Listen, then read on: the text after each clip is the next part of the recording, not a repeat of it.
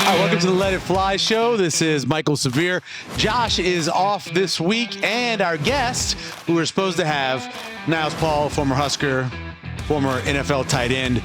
He had to reschedule. We will have him on next week, but we will still have a show because the show must go on. We are live inside the sports bar that brings the Capital District to life. It is the Let It Fly Sports Bar. You haven't been here yet. It is truly an amazing place to be, especially on a night like this. We're taping this on a Wednesday night. Of course, Creighton's playing tonight, so there's a lot of Creighton blue everywhere. No parking for the most part out there, but everything else is all about the Creighton Blue Jays and their fans having a good time. Speaking of a good time, happy hour, 3 to 6 here at the Let It Fly Sports Bar. And then reverse happy hour is from 10 to 1. Of course, 3 locations now of Let It Fly. You have the downtown Capital District version of it, out at La Vista in the city center, and then, of course, out west, Let It Fly West, which is a great place to go when you're out there and you're looking for a sports bar. For a long time, I have friends who live out there that would say there was no place to go, but now there is, because Let It Fly West is out there. I want to remind you about all the specials, too. If it's a Monday, you got specials on Monday, specials on Tuesday. Today, on Wednesday, when we're taping this, Dollar Wing Wednesday, which is one of the better things out there because great wings, of course, at Let It Fly Sports Bar, but all the different flavors. And if you can get them for just $1 for each wing, it's incredible to even think about what you can get for that. But all the great specials, as I mentioned. And then Thursdays, they have the steak and frites, which is basically French fries, and a delicious steak that's seasoned very well, all of that as well. So check out all the great specials at Let It Fly Sports Bar. Go online to Let It Fly Sports Bar website and check it all out. All right, let's do some headlines. Of course, we start where we would normally not start, especially on a week where Nebraska football is playing Penn State on a Saturday night in prime time on NBC. But we start with Nebraska basketball and what they did at the Sanford Pentagon and how they played against Oklahoma in the second half. I was actually excited about talking about this with Josh Jones and getting to what he thought about the turnaround in this game. But Nebraska trailed at halftime by only 7, but in the first half, they trailed by as much as 16 points. And then something happened at halftime. The thing we know about Nebraska basketball is that they're going to be able to shoot the three well. We know Rink Mass can shoot the three well. Connor Esigian can shoot the three well. The kid they brought over from Iowa, Price Sanford, he can shoot the ball well. You've got these guys that can all shoot the ball well. You figure at no point, though, are all 3 of them going to be on fire. Well, Oklahoma found out that all 3 of them can be on fire at the same time. Listen to these numbers. So total combined, 10 of 17 from 3, 24 of 41 from the field for Price Sanford, Burke, and Rink Mass. This is without Esigian even going off. Turnover-wise, Nebraska scored 17 points off of Oklahoma's turnovers, and with all the threes they shot, they also won the battle in the paint, 38-28. It was a great win for Nebraska basketball. If you didn't catch it on the radio, if you didn't hear Kent was having a blast, having as much fun. And because you got to think about it. You're playing Oklahoma, your old Big 8, Big 12 rival. And to get it the way they did at halftime, you're like, well, I don't know. They've been kind of out-athleted a little bit by Oklahoma. Oklahoma was being able to do certain things against them. That all changed in the second half. Nebraska shot in the second half 9 of 14 from 3. That's 64%. 8 of 28 from the field. That's 64%. And free throw line, 16 of 20. So that was the worst shooting was from the free throw line. But incredible what they did in that second half, watching Nebraska take out Oklahoma the way they did. Now, Nebraska now plays to Kansas City, plays in that little mini tournament there. They start off playing against New Mexico, the Lobos, which has got basically a brand new team. We talk a lot about the portal. You change coaches, you're going to change a lot of players, but I still follow New Mexico a little bit because I lived in Albuquerque and the Lobos were everything when I was working down there. But, it's just a brand new team what they're doing. So Nebraska gets them, and then they'll either get Kansas State or they'll get Mississippi State. So one of those two is who they'll get in the second game. But great start for Nebraska, sitting at 3-0. They have the longest winning streak in college basketball right now. Remember what they did going through and winning the tournament, and then turning around and winning their first 3 games. So, yeah, 8 in a row that they have won is pretty cool to think about. Really, it is. Number 2 headline, Nebraska football. They take on Penn State. And I'm going to have a complete preview of this game a little bit later after we get through the headlines. But you look at this matchup, and really it's funny because, Penn State is sitting at 4-6. They've got to win their last 2 to get to a bowl game. They got to beat Nebraska. They got to beat Rutgers to get to a bowl game. They were expected. I thought they had a really good shot to win the Big Ten. I thought they had a really good shot to make the college football playoff. I thought they had a chance to win a national championship. But we know where they are. We know what's happened. We know how poorly they played against UCLA after losing to Oregon in double overtime. We know how they played against Northwestern the following week. We know about the firing of James Franklin. All that happened. With all that said, Nebraska is a 9.5 to 10-point underdog at Penn State, at Happy Valley, there in State College. And there's a reason for it. I'll say a lot of times to people, that number is a big number for a reason. And I know what Vegas looks at the power poll, sees where Nebraska is, sees where Penn State's been. They rank, what's the offensive ranking, what's the defensive ranking, all of that. And then they add in the home field advantage. And then they say to themselves, okay, what about the matchups personnel-wise? Nebraska's got a freshman quarterback making his second start. First really true road start, because what happened at UCLA wasn't a road start. I mean, yes, they weren't at home. But there was a point in that game where Kyle Crooks, the play-by-play guy on the radio for Nebraska, said it feels like a home game because it was so loud. 25,000 Nebraska fans in there. There was barely any of Bruin blue and gold or yellow or whatever colors they wear. It was pretty much just red. And that's who was out there at that game. And because of all of that, now Nebraska goes on the road to a place that, it's not going to be 110,000. One, you have the kids getting out of school on Friday for Thanksgiving break. So I don't know how many of those would be there on Saturday. Some may hang around. And then the fan base sitting at 4-6, are they really inspired to go sit in 35 to 40 degree weather and watch Penn State play? Maybe they will, being that they have a chance. I'm sure there'll be some Nebraska fans there. Tickets are very affordable. There are tickets as cheap as, without the tax and the fees, $5. Those tickets are like $18 with taxes and fees, but still, to get into Beaver Stadium and be there for a game for that small price is really incredible to think about. But that's what you have going on there.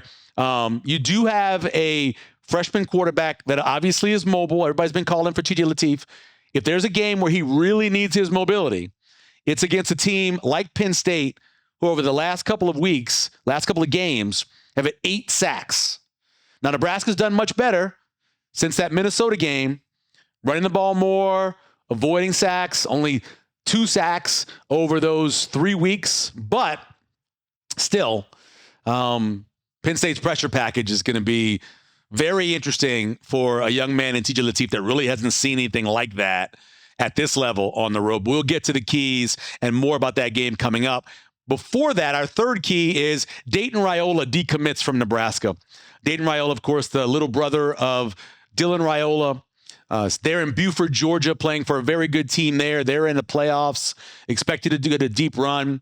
And a lot of people speculated. So does this mean by Dayton decommitting that Dylan's going to leave after the season because TJ Lateef is having success? And I say this, slow your roll, because we've seen this many times, especially now in this era of the transfer portal. If you're at quarterback and there's a guy in front of you that's got, say, just 2 years, you're going to think about it, right? Think about it. Kyle McCord was all set to leave Ohio State and come to Nebraska, and Nebraska brought in Dylan Raiola, a freshman, and he went, I'm not worried about that competition.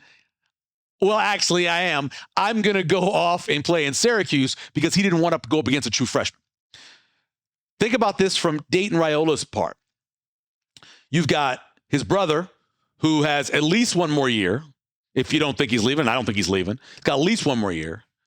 TJ Lateef, who's getting valuable playing time right now, who has got, this is his true freshman year. He may at some point, if for example, Dylan came back, won the job next year, maybe TJ Lateef doesn't play enough games to burn his red shirt. Maybe he has another year because he doesn't burn it next year. And then in 2027, Trey Taylor's coming, who is the fourth rated quarterback in that 2027 class among pocket passers. So you look at a guy like Dayton Raiola, big lefty, more mobile than his brother. He's got a big arm, but does he want to come and be in a situation where he's pinned between two young players? Probably not. Remember what happened with Tristan Gebbia? If he didn't win the job against Adrian Martinez, what did he do? He transferred. He wanted to go play. He didn't want to sit behind a guy who had another 3 or 4 years ahead of him. So that makes sense. That's why I think Dayton left or decided to go someplace else. I completely understand it. Completely understand it. Leteef looked good in his first start. They believe they can be a really good quarterback.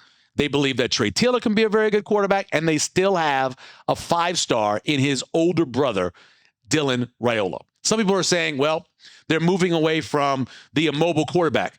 Dude, watch Dayton Raiola's tape. He's not immobile. He's actually a guy who can run a little bit.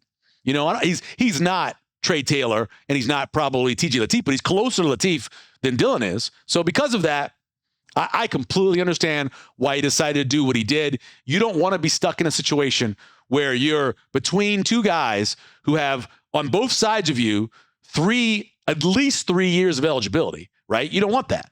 And so you go and look for someplace else. Now, originally, when he committed to Nebraska back September of 2024, Appalachian State, depending on what part of the country you're from, or Charlotte, those were his other decisions. Obviously, he loved Nebraska. Dad played at Nebraska. He loved Nebraska. He picked Nebraska. Nebraska picked him. Since then, he has gotten bigger. He's gotten much better. Again, go back and watch. I know Buford's got a lot of talent. I get all of that. But this kid can play. I wouldn't be surprised if you see him going to some place that 2 years ago, would have really surprised you. I think he probably got an offer from somebody, or somebody called him and said, hey, you sure you want to go to Nebraska and be stuck between these two young quarterbacks? Or we'll give you the opportunity to come here and play right away. I think that's what he chooses. Look at a place like Wake Forest, or in Arizona. I'm just throwing out some teams that obviously are in the top part of the Power Four, but they need starting quarterbacks. They need guys to play. Those are places where I could see him playing. Georgia Tech, I could see him playing in a place like that. So we'll see what happens. I wish him all the luck in the world. I think whatever he decides, I think he's going to pick the place where he can play, if not his freshman year or redshirt freshman year, one of those 2 years. So that's why he'll pick that. So I completely understand that. Some basics about this game, Nebraska and Penn State, because it's funny, if you look at it, the matchup's actually pretty close. Closer than you would think for one team that's 7-3 and the other team that is 4-6. But what I always do at this point of the season, and actually a couple weeks ago, is I stop looking at the stats, including the non-conference, and I just move into the conference stats because that gives you a better idea. You're playing at least closer to the same strength of schedule. And you look at where Penn State is and where Nebraska is, and this will show you why the line is where it is. So overall, power ranking wise, Nebraska is 31st and Penn State is 20th. Makes sense. Offensively, Nebraska's 45th, Penn State's 27th. Defensively, again, Nebraska is 44th, Penn State is 37th. So in every one of those categories, Nebraska is significantly, among that level of teams below where Penn State is expected to be. Now, one of the big advantages that Nebraska's had all year over their opponents has been on special teams, right? Well, even though Nebraska is really good at special teams this year, ranked anywhere from 1, 2 to 4, depending on which analytics site you look at, right there is Penn State. Penn State's ranked 1 or 2 or 6, depending on what you look at. So they're good as well. So that advantage that Nebraska's had in some of the games on special teams isn't there. Just comparing what these two teams have done in Big Ten play alone, Penn State scored 172 points. Nebraska scored 178 points. Penn State's allowed 194. Nebraska's allowed 175. Nebraska is 3 points to the good in conference play for and against in terms of points. Sack-wise, both teams aren't great. About 13 sacks. I did mention a little while ago, though, that Penn State over the last 2 weeks has gotten 8 of those 13 sacks in Big Ten play in the last 2 weeks. 5 in 1 week, 3 in the other. Now, Nebraska's given up 24 sacks in Big Ten play, but not a lot over the last 3 weeks. 12 sacks given up in Big Ten play to the backup quarterback for Penn State. Red zone touchdown efficiency. This is many times where the game comes down to, right? You get in the red zone, do you score a touchdown? Do you score a field goal, or do you get no points?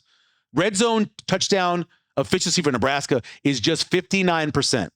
You want to be closer to 70, right? 59% is just, it's below average.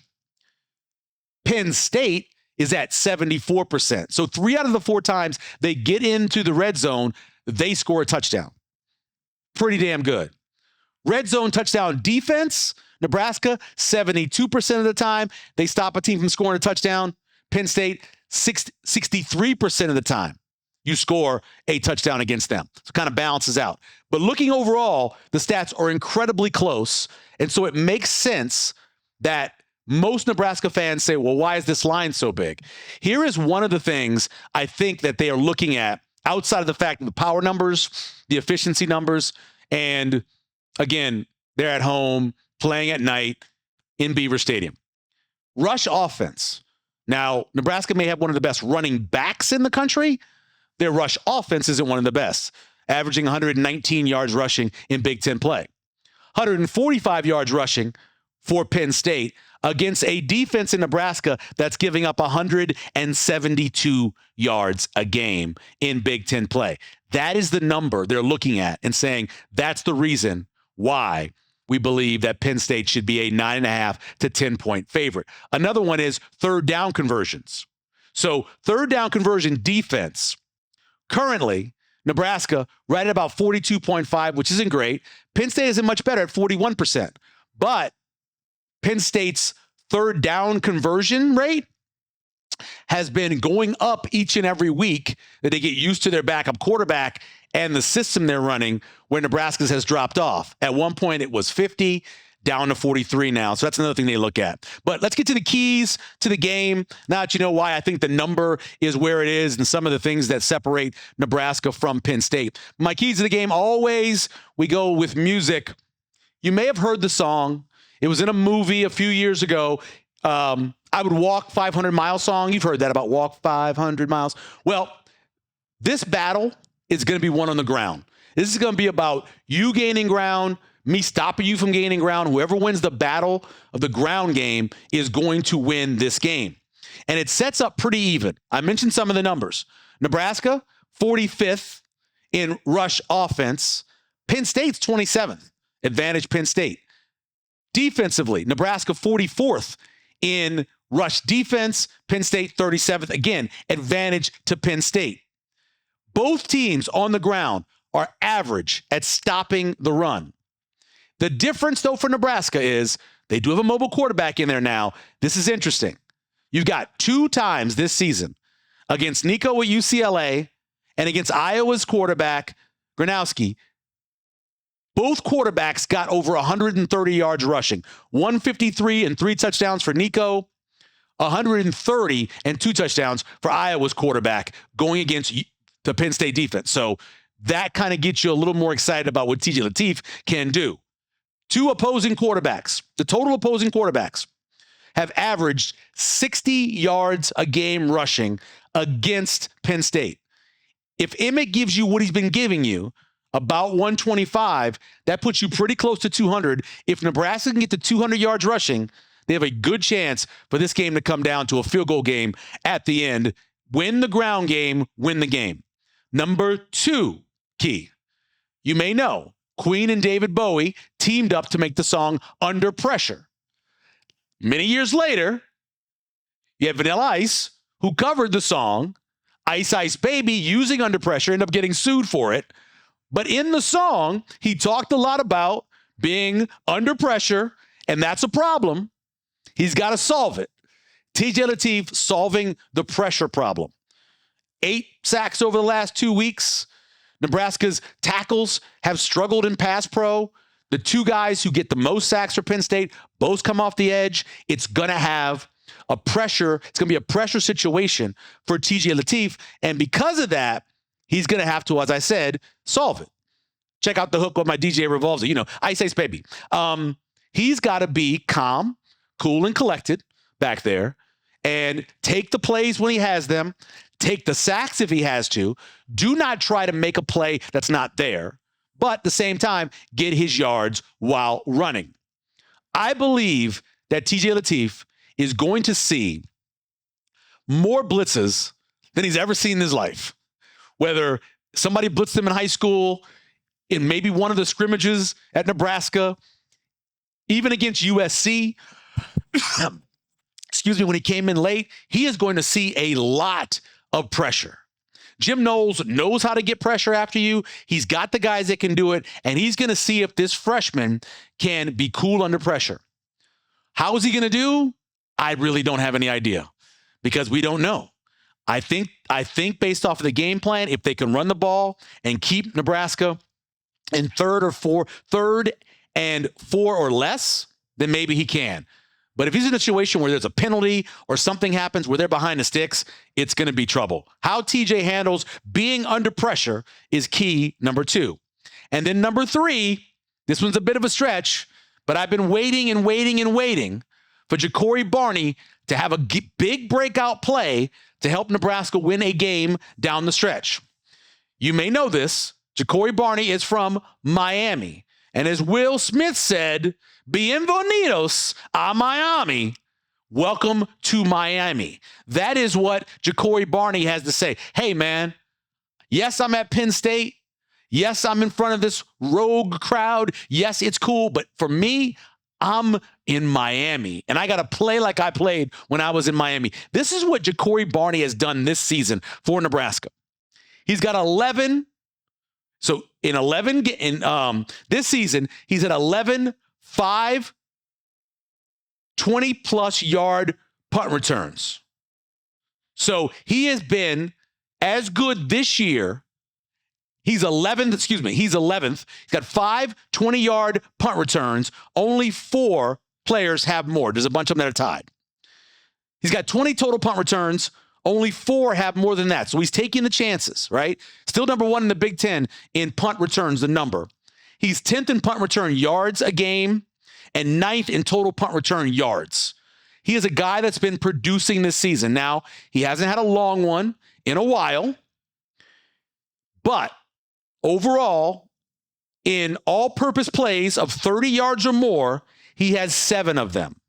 One of the best in the country.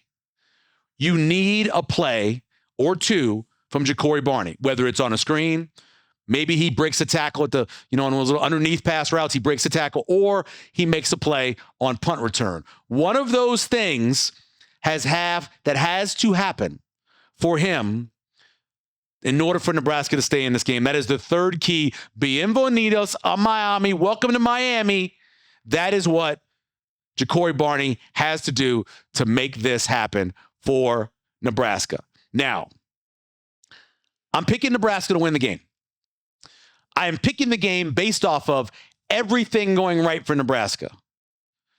Winning the game, the battle of the run game, having a quarterback that under pressure handles it well, TJ Lateef, and then the third part of it, having a big play on special teams or from Jacory Barney. All of those happen. I think Nebraska can win this game, despite being on the road. They haven't been in a situation like this where they won a game, where they were this big of a dog in this kind of situation since they beat Colorado in 2005.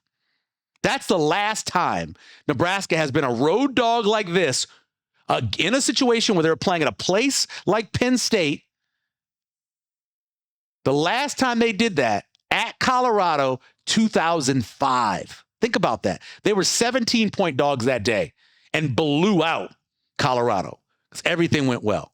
Everything's going to go well for Nebraska to win this. I'm picking them to win 24-23. field goal made. Nebraska walks off. Going back to when they played Penn State in 2013 when it was snowing and, Pat Smith comes out there, kicks the field goal, I think first to tie it and then to win it. That kind of thing happens again. Nebraska wins 24-23. A couple of picks to click. Both of them from the same position. Tight end.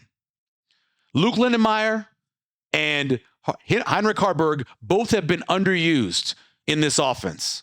Luke Lindmire needs to get it touches, especially in the middle of the field. And let's take advantage of Hinrich Harber's athleticism and let's get him the ball. I'd love to see some sort of wheel route where he's coming over to block, but doesn't block the end, goes down the sideline. Throw is made from Leteef, who's been pretty accurate on that throw already this season. Make that throw, get a big play from Hinrich Harber. Both have been underused. Get that fixed on Saturday night. Use your tight end better. Make that the play. Both of those, my picks to click, the two tight ends for Nebraska. That's the show we have for you. It's a quick show today, obviously by myself. Next week, though, we'll recap this. We'll have Niles Paul on. I think we're going to try to tape the show on Tuesday of next week. If that can happen, we will see. And talk to Niles about what he thinks about coming off of Penn State and going in to playing Iowa on Black Friday. Special thanks to me for being here. Also, Caleb, producing the show, punching all the buttons. Mike Allen, our executive producer, and the video team of Stable Gray putting this whole thing together. Also, special thanks to our presenting sponsor, Bud Light, making it easy. Easy to drink, easy to enjoy. No matter what sport you're watching, no matter where you are, drinking a Bud Light, making it easy to drink and easy to enjoy. And remember, if you're watching us on YouTube, subscribe and like the channel. If you're watching us on Spotify or Apple or wherever you're watching us, please like and subscribe. It helps the podcast as well. Thanks for joining us this week. We're back next week, Thanksgiving week, to look back at Penn State and ahead to the final regular season game of the season right here on the Let It Fly Show.